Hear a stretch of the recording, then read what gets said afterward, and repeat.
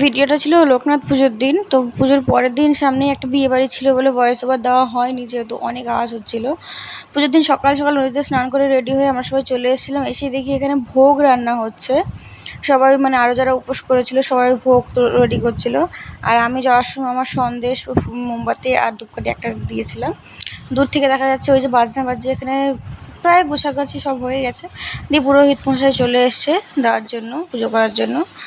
আর ভোগের রান্নাও প্রায় কমপ্লিট, লুচিগুলো ভাজলে হয়ে যাবে। আর ফল যেগুলো বানানো হচ্ছিলো সেগুলো এখানেই হচ্ছিল। কি সুন্দর সাজিয়েছে দেখো, লোকনাথ বাবার উৎসবও আছে তার মধ্যে।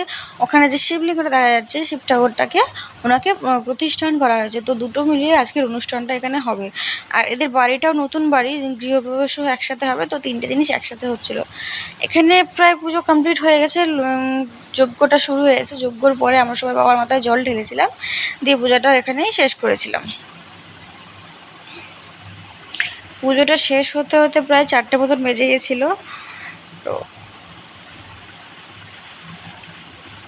যজ্ঞর পরে যজ্ঞর ফোঁটা যেমন সবাইকে দেয়, সেরকম যজ্ঞর ফোঁটা সবাইকে দেওয়া হচ্ছিলো। যজ্ঞর ফোঁটা দিয়েই চরণামৃত খেয়েই তারপর জল ঢালা শুরু হয়ে গেছিলো।